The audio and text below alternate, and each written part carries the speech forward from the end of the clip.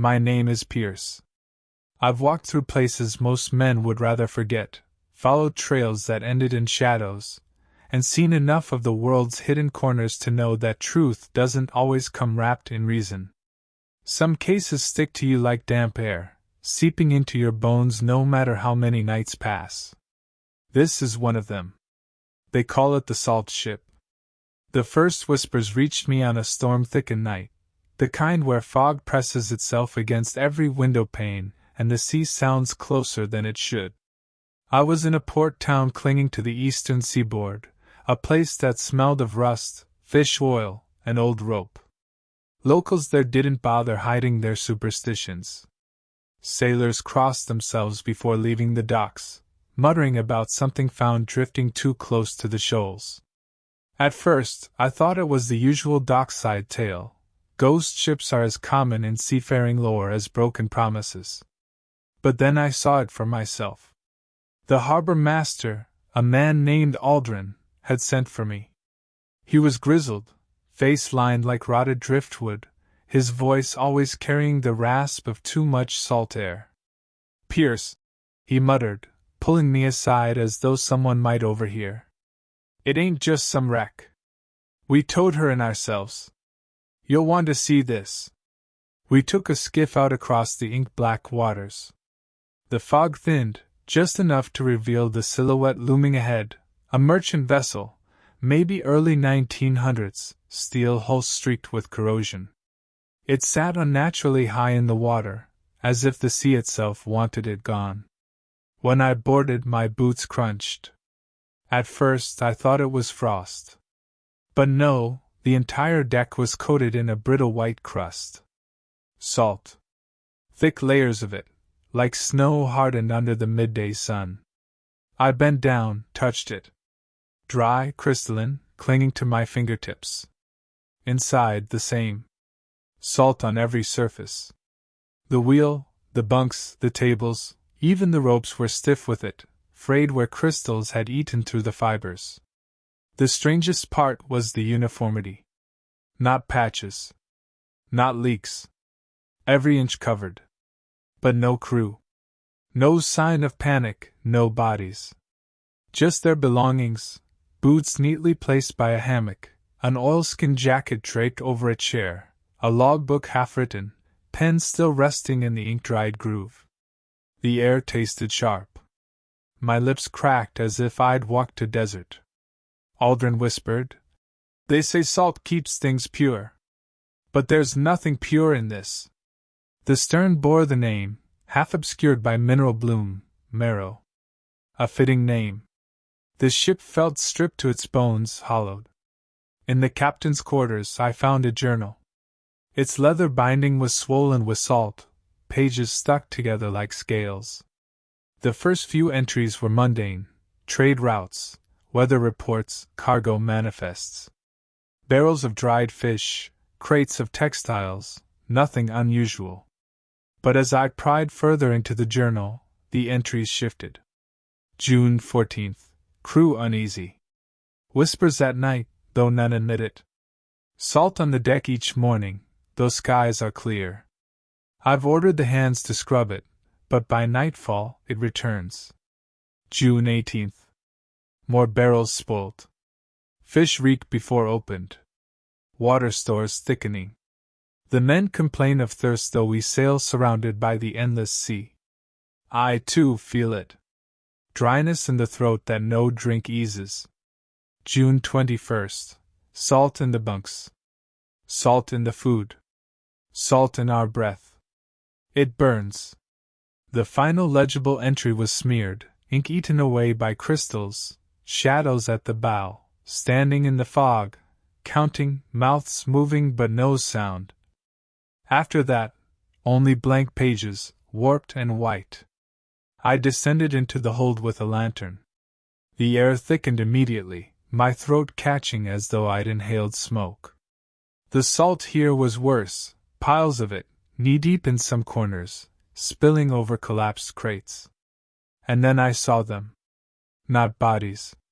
Not exactly. Shapes. Figures outlined in salt.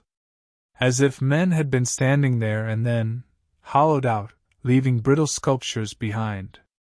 The details were faint, the curve of a jaw, the slope of shoulders, hands raised as if in warding. Some had collapsed into heaps, others stood rigid.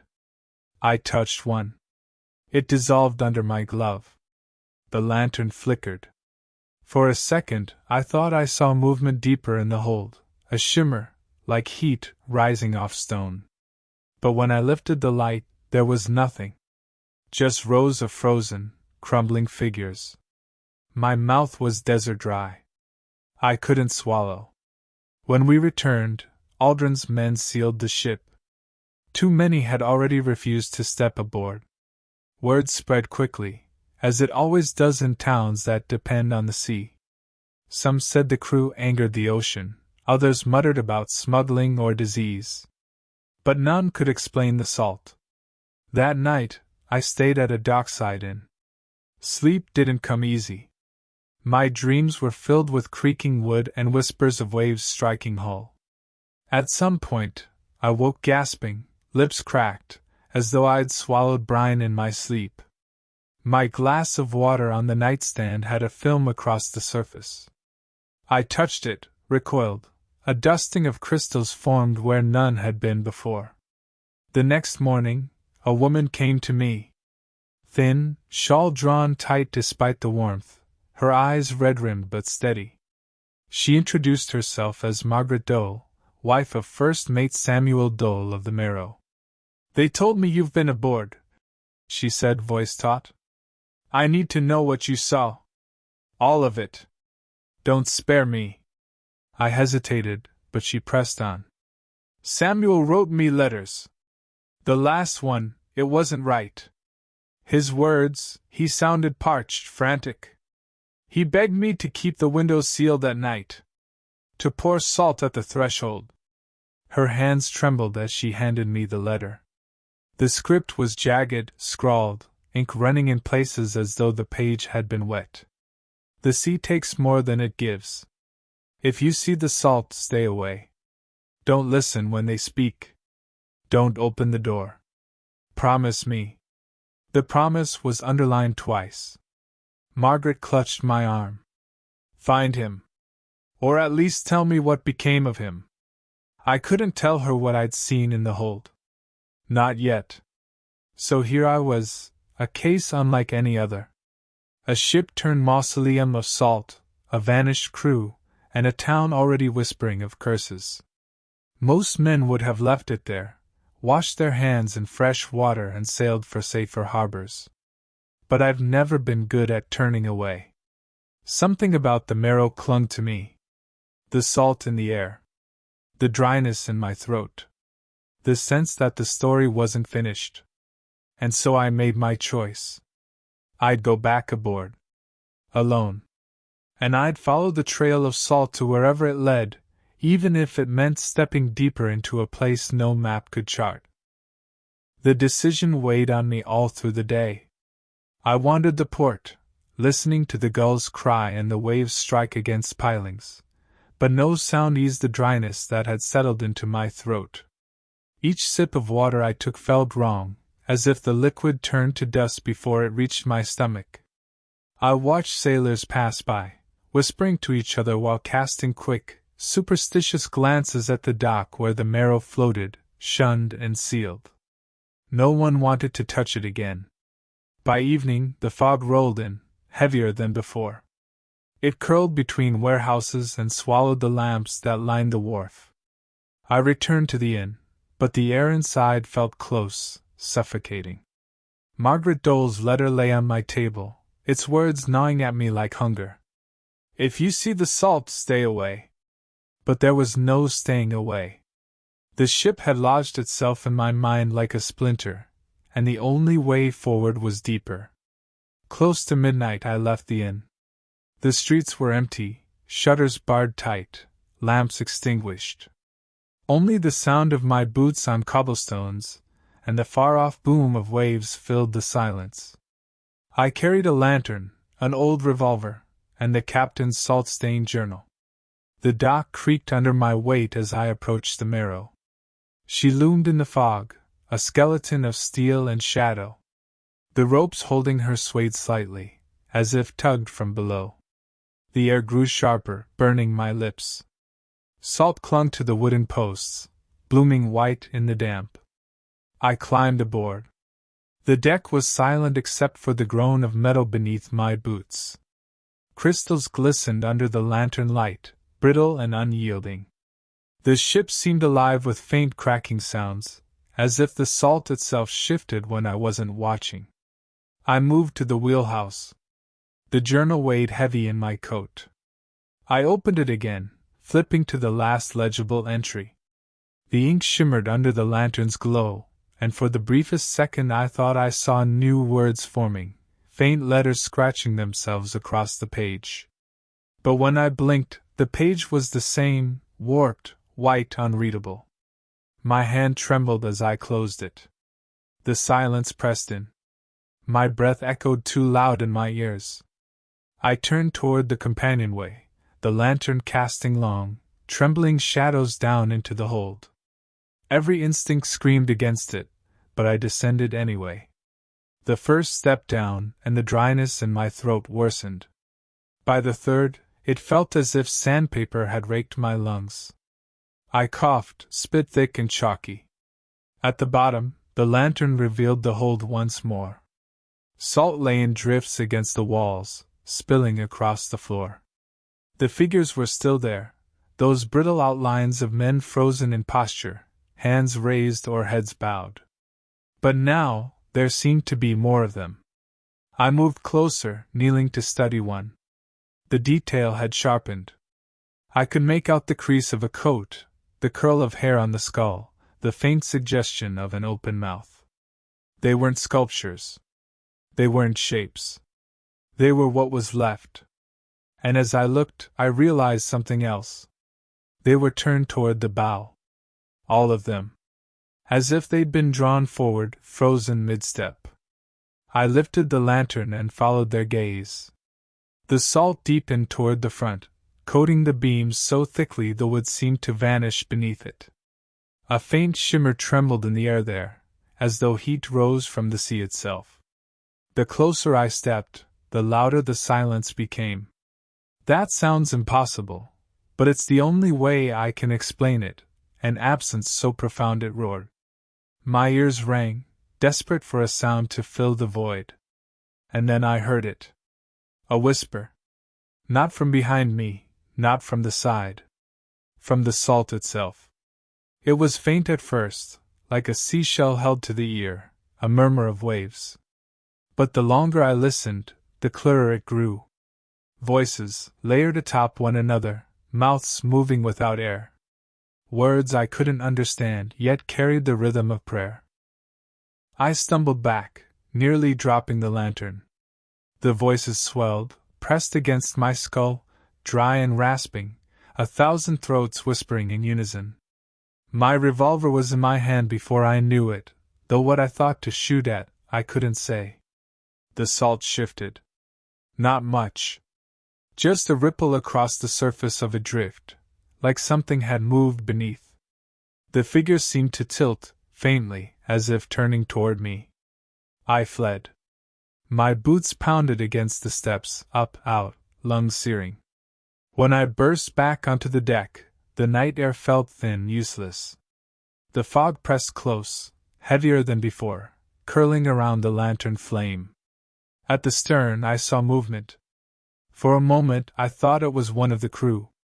A man standing tall, coat heavy, his shoulders broad. But when I called out, the figure didn't move. Didn't shift. Just stood, gazing out into the fog. I approached cautiously.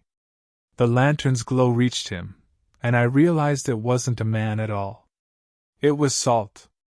Crystallized into the shape of a sailor, leaning on the railing as though watching the sea. His features were blurred, eaten away by mineral bloom, but the stance was unmistakable. The pose of someone waiting. The whispering returned. Stronger now. Surrounding me. My mouth filled with bitterness. I spat, and crystals formed in the spit before it struck the deck. my lips cracked, bleeding salt instead of blood. I stumbled toward the skiff, dropping the lantern in my haste. Darkness swallowed the deck. Behind me, I thought I heard footsteps, brittle, breaking, as though something heavy and fragile was moving in pursuit. I didn't look back. The oars bit into the water with every ounce of strength I had left. The marrow loomed in the fog, then receded, swallowed whole. When I reached shore, my hands were raw, palms cut open where salt crystals had formed in the blisters. The harbor was silent, no lamps lit. Only the sea's endless hiss. I staggered back to the inn. My reflection in the mirror stopped me cold. My eyes were rimmed white. My lips lined with tiny fractures, like cracked porcelain. My skin bore a faint sheen, as though dusted with crystals. I collapsed onto the bed, gasping, coughing until my throat burned. When I finally managed to breathe, I saw something on the nightstand. The captain's journal. I hadn't brought it with me. I'd left it on the ship. Its cover was dry, no longer warped. When I opened it, new words filled the once blank pages, written in a hand that was not mine. You have heard us. You have tasted the sea. You cannot leave. I woke at dawn to the sound of gulls shrieking over the harbor. My throat was raw, each breath scraping like glass.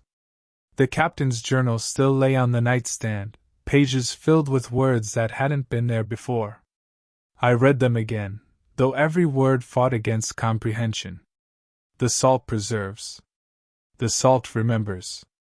The salt hungers. Beneath, in smaller script, we gave ourselves to the tide. You must too. I slammed the book shut. My hands trembled, and I noticed more than tremors. The skin at my fingertips had begun to crack, small white fissures branching outward like frost on a windowpane. When I rubbed them, tiny grains fell loose. Salt. The air inside the inn suffocated me. I needed answers, something tangible, something human. I set out into the waking town, coat collar pulled high against the morning chill. The streets were nearly empty, only a few fishmongers setting up their stalls and children chasing gulls for fun. Yet I noticed how they looked at me. Quick, uneasy glances, then away again. I sought out Margaret Dole, the widow who'd written the warning. Her cottage sat at the far edge of town, where the cobblestones gave way to sand. Smoke rose from the chimney, but the shutters were drawn. I knocked once, then twice harder. After a pause, the door creaked open a few inches. One gray eye peered out. You went aboard, she said flatly. I didn't answer. Her eye narrowed. Come inside, quick. Before anyone sees. The cottage smelled of herbs and damp stone. Margaret's hair was bound tight, her hands rough with years of work. She moved stiffly, as though weighed down by burdens invisible to me. On the table lay a bowl of seawater. Beside it, strips of cloth soaked in vinegar. You feel it, don't you? She asked, pouring tea into a cracked cup. The dryness. The ache. The whispers. I sat, clutching the cup though I barely tasted its contents. What is it? What happened to the crew of the Marrow? Her gaze dropped. They brought something back. Something not meant for men. Salt is the sea's memory, detective. It keeps what should be lost. When the Marrow vanished, we prayed they'd been spared. But when she drifted back, her hand trembled as she gestured. They weren't men anymore. They were echoes trapped in the salt. I thought of the figures in the hold, frozen mid-step, their outlines more corpse than sculpture.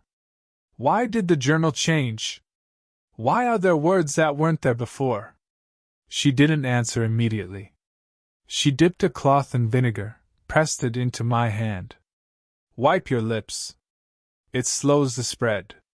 I obeyed, wincing as the sting burned through the cracks. She studied me with grim recognition. You've been marked, she said. The ship doesn't let go once it has you. I wanted to argue, but the taste in my mouth, that bitter dryness, that constant scrape, silenced me. Then what can I do? Margaret's voice was almost a whisper. Find the source. Burn it, sink it, bury it deep. Whatever they brought back, it's in the bow. That's where they all turned. That's where it waits. I left her cottage shaken, the vinegar cloth pressed to my lips.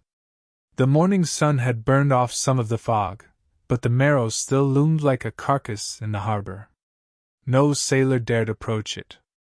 Even from shore, I saw crystals blooming along her hull, spreading like frost over the iron. I spent the day in the town's archive, a small room above the magistrate's office where old shipping logs and records gathered dust. The clerk, a nervous man with ink-stained fingers, seemed relieved when I explained my interest in the marrow. She was unlucky from the start, he told me, pulling ledgers from the shelves. 3 voyages in, she lost half her crew to fever. Next run, the captain went mad, claimed he heard voices in the waves calling his name. Threw himself overboard before they could stop him. He slid another ledger across the table. And then, nothing. The marrow disappeared. Everyone assumed she'd gone down. Until 2 months ago. I read the log. The marrow's cargo had been listed as ordinary: barrels of fish, crates of salt, cloth from the east. Nothing unusual, at least on paper. Yet I noticed a note scrawled at the bottom of one manifest, nearly illegible. 1 sealed chest. Do not open at sea. The clerk shrugged. Captain Hale's order. Nobody ever said what was in it. A sealed chest. Hidden among salt and barrels. The crew turning toward the bow. Margaret's words echoed in my head. Find the source. That night, I returned to the dock. Lantern in one hand, revolver in the other, vinegar-soaked cloth tucked into my coat. My body ached, joints stiff with a strange tightness. Every breath carried the faint taste of brine. The marrow groaned as I climbed aboard, her salt-crusted rails slick beneath my gloves. The deck was silent, though I swore the boards pulsed faintly underfoot, like the steady beat of a heart. I forced myself below, lantern cutting through the hold's gloom. The figures stood where I had left them, brittle statues facing the bow. Their details had sharpened again. One man's mouth hung open in a silent scream, teeth glistening crystal white. Another clutched at his chest, salt blooming through his ribs. The whispering swelled as I advanced. It filled my skull, dry as paper, insistent.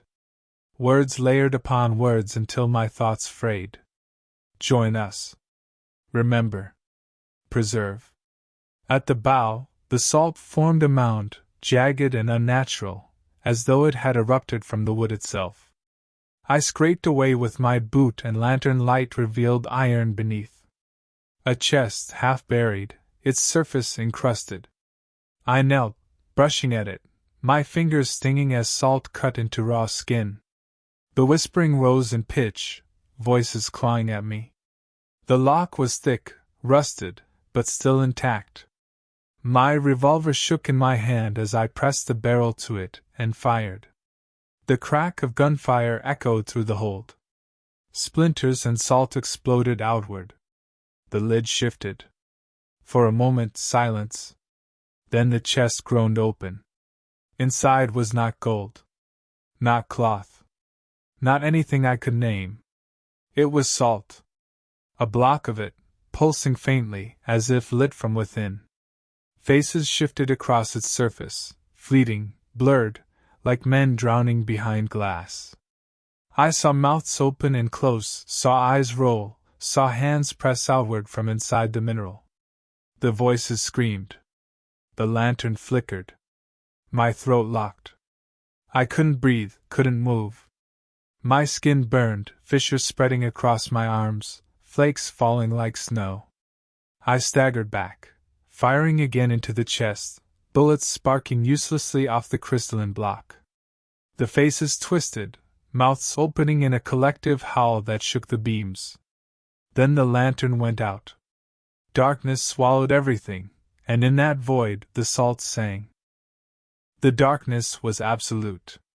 My lantern had gone out, and with it the fragile barrier between myself and the whispering sea of voices. At first, I thought the pounding in my ears was my own blood. Then I realized it was words. Pierce. Pierce. You are already with us. I staggered backward until my shoulders met the salt-coated hull. The wood was slick beneath my palms, warm as living skin. I forced a breath through my cracked lips, but the air was heavy, dry, burning. My lungs begged for water. My body begged for surrender. Something moved within the hold. I couldn't see it, but I felt the shift of air, the scrape of brittle limbs dragging against planks. The statues, the crew, were no longer still. My hand closed around the revolver, though it felt laughable. A child's toy against the tide that pressed in on all sides. My thumb brushed the hammer, and I told myself that if anything touched me, I would fire. Then, from the dark, a sound like stone cracking under frost. One of the figures groaned, voice rasping through desiccated lungs. Join! Another answered, brittle, splintering. Preserve! Then all of them. A chorus of husks, dry and endless. I fired blind. The muzzle flash flared, for an instant painting the hold in brutal light. What I saw froze me harder than the dark. The crew moved.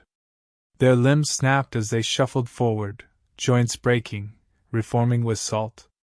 Faces sloughed, teeth clattered loose, but still they came, drawn not to me but to the chest. The crystalline block within it pulsed, brighter now, its faces screaming with light. The husks pressed close, arms outstretched, desperate to touch, to merge, to dissolve into its surface. When they did, they crumbled fully, collapsing into salt that flowed across the deck like water, rushing back into the chest. I knew then, the block was not a relic. It was a hunger. And it was not finished. I groped along the wall, half blind, forcing my legs to move. I climbed the ladder one rung at a time, each breath tearing at me. When I burst onto the deck, the night air struck like knives thick with brine. The town lights glittered faint on the horizon, but between me and them lay the black water, patient, waiting. The ship shuddered beneath me. Salt erupted through the seams, jagged crystals clawing skyward like bone. Planks cracked, rails shattered. The Marrow was no longer a ship. It was becoming something else. I stumbled toward the starboard side, intent on diving if I had to. Then I froze. Standing at the bow was a figure I hadn't seen before. Tall, draped in tattered oilskins, its face hidden beneath a hood stiff with salt. It leaned on a harpoon pitted with rust, though the weapon looked more ritual than practical. The figure turned slowly, and where a face should have been was only a hollow mask of salt. The voice came from everywhere and nowhere. You carry the memory now. You cannot leave. The fissures in my arms burned. I looked down to see salt blooming across my skin, veins branching white. I felt it creeping inward, reaching for the heart. Desperation seized me. I raised the revolver, aiming for the figure's hollow face. My hand shook so violently the barrel rattled. Stay back! I rasped. The figure tilted its head, almost curious. Then it lifted its free hand, and the crew's statues rose from the hold, bursting onto the deck in a tide of salt and bone. Their jaws hung slack, their sockets empty, but their movement was sure, purposeful. They circled me, always with their eyes, if they still had eyes, fixed on the chest below. I realized then that I was never their goal. The block in the chest was their master. I was only an intruder, one it had marked, one it would claim when the time was right. The figure raised the harpoon high. The air crackled. The salt in my veins seared like molten lead. My body buckled, kneeling against the deck. And then, salvation or damnation. A flare of light erupted across the harbor. Not lantern light, but fire. Orange and furious, cutting the fog in jagged strokes. I turned my head enough to see the shoreline, Margaret's cottage. Flames licked high into the night, smoke rising thick. The figure faltered. The statues paused. The salt pulsed, confused. I seized the chance. I lurched forward, slamming my shoulder into the nearest husk. It shattered into brittle fragments that rained against the deck. I pushed through the gap, vaulted the rail, and plunged into the water. The sea was ice. Salt burned in every crack of my skin. I kicked weakly, the current dragging me under, but I forced myself toward the shore. Each stroke grew heavier, my arms stiff, uncooperative, crystalline. I thought I would sink before I reached land. Hands seized me. Rough, human hands. They dragged me onto the shingle, where I coughed seawater until my chest ached. I blinked through the blur to see Margaret above me, soot streaking her face, flames reflecting in her eyes. "You fool!" she hissed. "You look too deep." I tried to speak, but only salt spilled from my lips. Margaret pressed a flask of vinegar against my mouth, forcing the sour sting past my tongue. I gagged, swallowed, felt the fire inside me dim for a moment. Behind us, the marrow groaned. Its mass cracked like bones, its hull split with a thunderclap. From the wound at its bow, the salt erupted in a geyser, pouring into the sky like an inverted waterfall. Faces shrieked in the spray, dissonant and endless. Margaret pulled me to my feet, shoving me toward the blaze she'd lit. "Fire's the only way. Fire and ash. The sea can't hold ash." But even as she spoke, I knew the marrow would not surrender so easily. It had waited too long. It had chosen me. The salt in my veins pulsed again, eager, unstoppable. The fire roared behind us, consuming Margaret's cottage in a storm of sparks. I leaned on her shoulder, though my body barely obeyed me. Every breath rattled, every step spread more salt along my veins.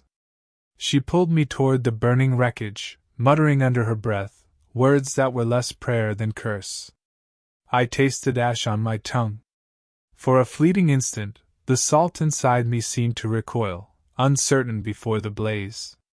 "The ship's bound to the shore now," she said, teeth bared. "It's feeding. If we burn it before the tide turns, maybe it ends." I looked back. The marrow loomed like a carcass splitting open, salt geysering skyward. Crystals climbed its rigging, tearing canvas into white shreds. From the cracks in its hull, shapes pushed outward, limbs, jaws, faceless torsos. They tried to pull themselves free but crumbled, falling back into the sea, their fragments dissolving into more salt. The figure in the oilskin stood at the bow, harpoon planted like a staff. It watched us without eyes, patient, certain. "We don't have time," I rasped. My voice shredded in my throat. "It's already inside me." Margaret's grip tightened. "Then fight it." I wanted to laugh, but I couldn't. My chest seized. My mouth spilled crystals instead of breath. We staggered to the burning cottage. Margaret shoved me toward a broken beam still glowing red. "Take it. Fire is stronger than faith." I wrapped my hand around the embering wood. The pain cut through me like clarity, grounding me for a moment. Splinters drove into my palm, mixing blood with soot. A groan thundered from the sea. The marrow shifted, its hull twisting in on itself, deck collapsing. It was dragging itself toward the shore. The tide boiled with white foam, not water but salt. Margaret shoved a flask into my free hand, vinegar and oil. "If you falter, drink. It slows the bloom. But don't wait too long." Her voice was hard, but I saw the tremor in her jaw. She knew there was little hope for me. We moved down the beach, stumbling over stones slick with brine. Each step closer to the marrow made the pressure in my head swell, voices layering inside my skull. They weren't whispers now but screams, thousands overlapping. Some begged for release. Others demanded obedience. A few sang, high and sharp, their melody slicing like glass. Join. Preserve. Return. I pressed the burning beam against my chest, as if fire could drown the noise. It did nothing. The figure on the bow raised the harpoon. The sea split. Out poured the crew, or what was left of them. Salt-rot husks dragging themselves through the shallows, their jaws unhinged, arms outstretched. They didn't walk so much as collapse forward, breaking apart with each step, only to reform, pieces crawling back to the hull. Margaret lifted a lantern. Run for the hull. Set it from within. The plan was madness, but no more than anything else that night. We charged. The husks closed in, brittle fingers clawing at our clothes. I swung the burning beam, shattering one, scattering salt across the shore. Margaret smashed the lantern into another, flame erupting across its body. It screamed without sound, collapsing into a pile of molten crystal. The closer we got to the marrow, the thicker the salt air grew. My lungs cracked as I sucked it in. My vision blurred with white veins spidering outward. My knees buckled. Margaret dragged me up. Not yet, damn you! Not yet! We reached the hull. A jagged tear yawned in its side, rimmed with salt. The glow inside was unbearable, the block's light pouring through. The ship pulsed with it, alive. Margaret shoved me through the gap. Strike the heart! Inside, the hold was no longer wood. Salt walls rose like cathedral pillars, glittering with faces frozen mid-scream. The chest sat shattered, its contents spread across the deck, the crystalline block, larger now, almost a column. It throbbed with each beat, each face on its surface crying, gasping, mouthing words I could nearly understand. I staggered forward. The beam flickered weakly in my hand. My body was half stone, but my heart still stuttered in my chest. Pierce! Margaret's voice behind me. Now! I raised the beam and drove it against the crystal. The sound was like the shattering of the sky. Light exploded outward, blinding, searing. The block screamed with 1,000 mouths, high enough to split bone. My ears bled. My eyes flooded with white. But the salt didn't break. It devoured. The fire spread across its surface, but instead of crumbling, it absorbed the flame, turning it into more light. Faces writhed, devoured by the brightness, screaming as they dissolved into it. And then I saw myself among them. A face pale, gaunt, veins branching white.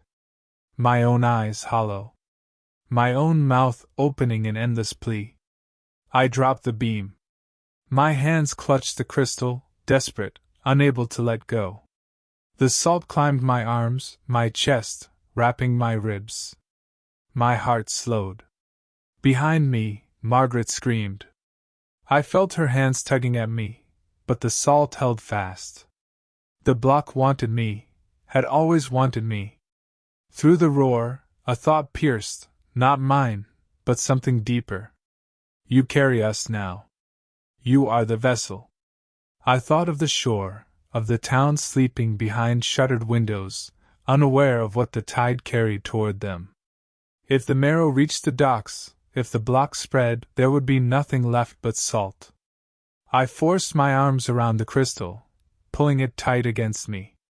For a moment, the voices quieted.